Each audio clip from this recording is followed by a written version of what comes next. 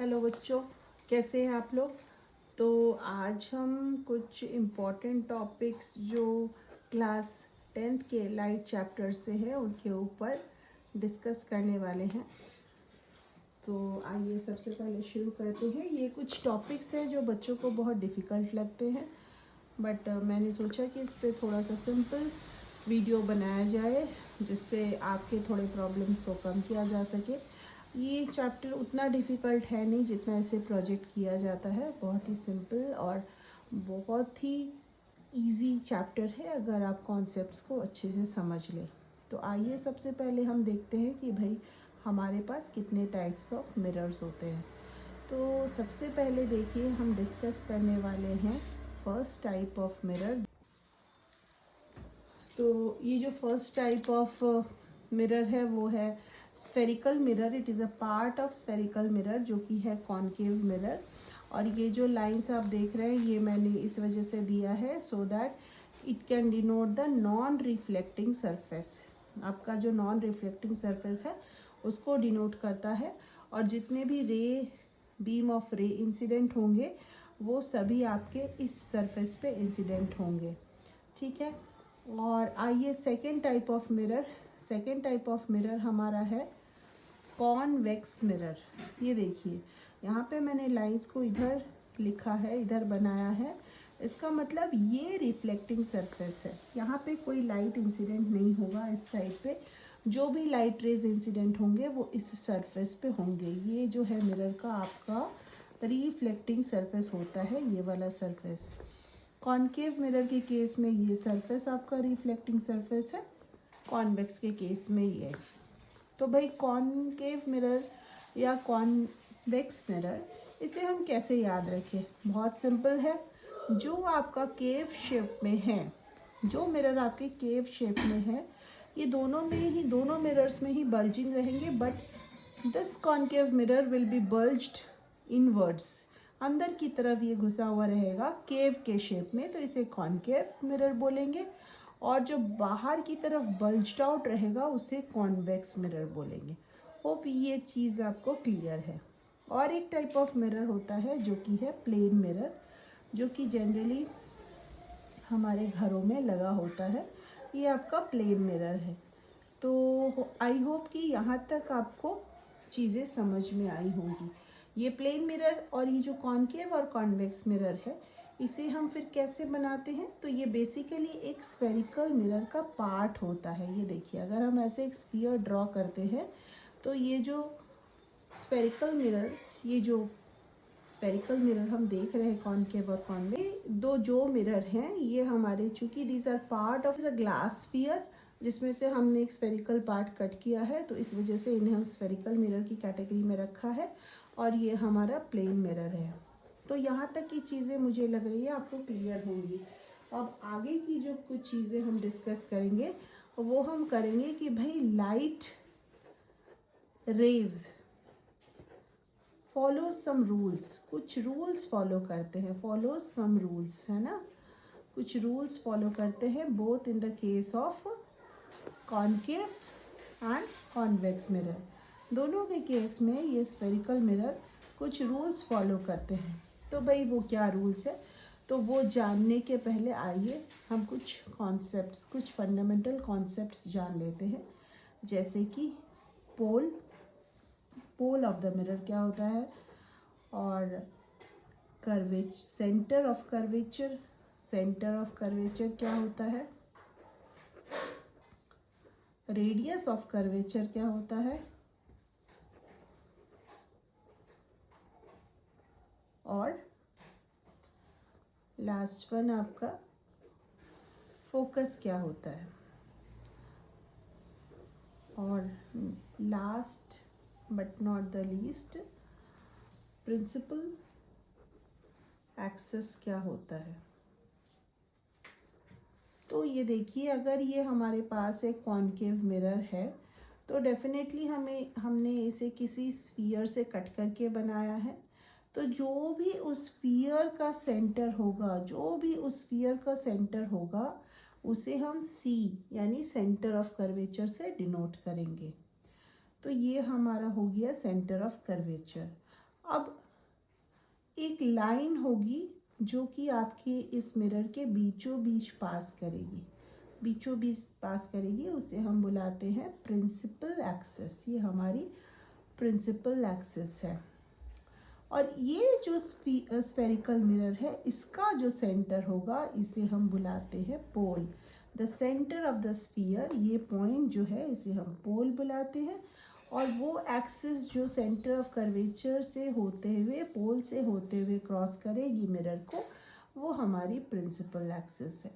और ये जो हमारा डिस्टेंस है पोल और सेंटर ऑफ कर्वेचर, इनके बीच में कहीं एक पॉइंट होता है जिसे हम बोलते हैं फोकस। ये हमारा फोकस है, या पॉइंट जहाँ पे हमारे रेस मीट करते हैं। तो दिस इज़ आवर फोकस। तो ये कुछ चीज़ें हैं जो आपको पता होनी चाहिए थी। पोल क्या होता है, which is the centre of this spherical mirror, that is this point. और आपका सेंटर ऑफ कर्वेचर, मतलब ये पूरे स्फीयर का जो सेंटर है वो क्या है, तो this that is denoted by C. और पोल और सेंटर के बीचों बीच एक पॉइंट होता है जिसे हम बुलाते हैं फोकस। और एक ऐसी लाइन जो सेंटर ऑफ कर्वेचर से होते हुए पोल से पास करे, उसे हम बुलाते हैं प्रिंसिपल एक्सिस। और हाँ, ये जो सारी चीज़ें हम बोल रहे हैं प्रिंसिपल एक्सिस, जैसा कि आप ज्योग्राफी वगैरह में भी पढ़ते हैं, तो प्रिंसिपल एक्सिस कुछ नहीं, एक इमेजिनरी लाइन होती है। This is one imaginary line.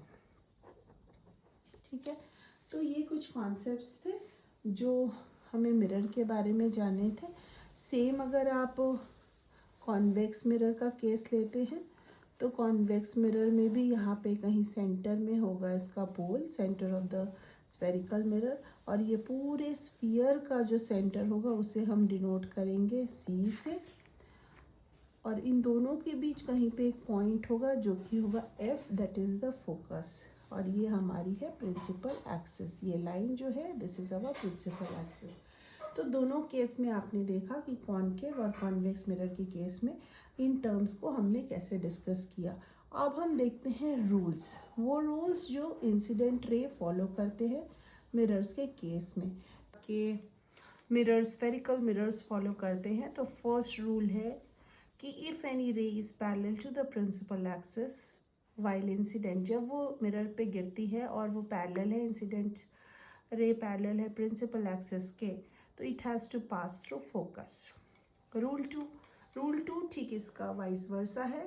वो ये है कि अगर कोई रे फोकस से पास कर रही है तो it has to go back in a such a way that वो प्रिंसिपल एक्सिस के पैरेलल हो। अगर कोई फोकस से पास करती है तो वाइल रिटर्निंग वो प्रिंसिपल एक्सिस के पैरेलल होगी। देखिए दोनों रूल्स कितने रिलेटेड है आपस में। यहाँ पे आपने बोला अगर पैरेलल है तो वो फोकस से पास होगी, और यहाँ पे आप बोल रही है अगर फोकस से पास हो रही है तो वो प्रिंसिपल एक्सिस के पैरेलल होगी। As simple as that. यहाँ पे थर्ड रूल है कि अगर कोई रे ऑब्लिकली हिट करती है मिरर को, तो रिटर्निंग में भी वो ऑब्लिकली ही पाथ फॉलो करेगी। मतलब किसी एंगल पे ये हिट कर रही है तो वापस के समय भी ये भी एंगल पे ही रिटर्न होगी। ये आपका था थर्ड। आगे के रूल्स को देखते हैं। लास्ट कॉनकेव मिरर का जो मोस्ट इम्पॉर्टेंट रूल है वो ये है कि अगर कोई ray of light centre of curvature से पास कर रही है, जब वो इंसिडेंट हो रही है मिरर पे, तो while returning it will trace the same path. वो फिर वापस होते समय सेंटर ऑफ कर्वेचर से ही वापस जाएगी। तो ये आपके कॉनकेव मिरर के केसेस हो गए। अब हम देखते हैं कॉन्वेक्स मिरर। तो कॉनकेव में पहला रूल क्या था कि अगर कोई रे ऑफ लाइट पैरेलल है प्रिंसिपल एक्सिस के तो वो फोकस से पास करेगी। बट हम यहाँ पे देखते हैं कि ये जो रे हिट किया, यहाँ पे जो जिसने हिट किया, वो आफ्टर रिफ्लेक्शन ये पाथ फॉलो कर रही है, तो फिर फोकस से तो नहीं पास कर रही। तो चूंकि यहाँ पे ये फोकस से नहीं पास करी और focus other side of the mirror है, तो आप यहाँ पे इस रे को एक्सटेंड करेंगे और ये देखिए आपके फोकस को पास टच कर रही है। इसका मतलब जो भी प्रिंसिपल एक्सिस के पैरेलल है it has to pass through focus से पास कर रही है। दूसरा रूल है अगर कोई रे फोकस से पास कर रही है तो वो पैरेलल होगी प्रिंसिपल एक्सिस के। बट ये रे यहाँ पे इंसिडेंट होने के बाद ये तो यहीं से रिफ्लेक्ट हो रही है, तो हाउ इट इज़ पॉसिबल, तो फिर से यहाँ पे हमें इस रे को एक्सटेंड करना है to pass it through the focus. Now the statement is very true कि अगर ये फोकस से पास करती है तो while returning it has to be parallel to the principal axis. Third rule जो है वेरी सिंपल, अगर वो ऑब्लिकली हिट करती है मिरर को तो while returning also it will take the same path and it will be returning in oblique angle, वो obliquely ही रिटर्न भी होगी। फोर्थ रूल सिमिलर है कॉनकेव के, सभी रूल्स आपस में सिमिलर है, खाली आप मिरर चेंज हो जा रहा है। यहाँ पे अगर कॉन्वेक्स मिरर है तो अगर वो सेंटर ऑफ कर्वेचर से पास कर रही है तो वाइल रिटर्निंग वो सेम पाथ ही फॉलो करेगी। ये कुछ बेसिक रूल्स थे जो आपने देखा है कि सभी एनसीईआरटी बुक्स में आप या फिर आपको यूट्यूब में काफ़ी सारे चैनल्स पे मिल जाएंगे, बट मेरा पर्पस वो नहीं है कि ऑलरेडी जहाँ पे 50 चैनल है मैं फिर से एक चैनल बनाऊँ और आपको बोर करूँ या आप देख के बोले ओ मैडम ये कंटेंट तो ऑलरेडी अवेलेबल है। नो, मेरा पर्पस ये है कि आपको स्पेसिफिकली जहाँ पे प्रॉब्लम आती है मैं वही टॉपिक को ऊपर डिस्कशन करूँगी। तो आप मुझे कमेंट करके बताइए कि लाइट चैप्टर क्लास 10th में आपको पर्टिकुलरली किस टॉपिक पे प्रॉब्लम है, सो दैट मैं उसके ऊपर डिटेल वीडियो बनाऊँ। क्योंकि जब मैं बच्चे को पढ़ाती हूँ ट्यूशन में तो मैंने ये फेस किया है कि बच्चे रे डायग्राम में बहुत फंसते हैं और वो बहुत डरते भी हैं। तो इस वजह से मैंने उनको इतनी बार प्रैक्टिस कराया रे डायग्राम और इतने क्लियरली चीज़ों को, ये छोटी छोटी चीज़ें जो रूल्स टर्म्स है बताया है कि अब वो बहुत ही आराम से आप कोई भी रे डायग्राम दे वो कर लेते हैं, चाहे वो प्लेन मिरर हो, चाहे स्फेरिकल मिरर हो, चाहे लेंसेस हो। तो आप मुझे बताएं पर्टिकुलरली किस टॉपिक से आपको प्रॉब्लम है या किस टॉपिक पे आप चाहते हैं कि मैं एक डिटेल वीडियो बनाऊं, तो मैं ज़रूर बनाऊंगी।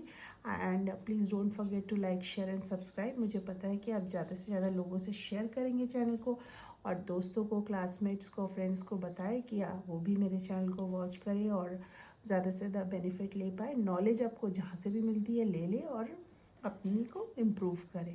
तो चलिए तब तक के लिए बाय बाय, टेक केयर, अच्छे रहें और खूब मन लगा के पढ़ाई करें। And don't forget to hit the subscribe button.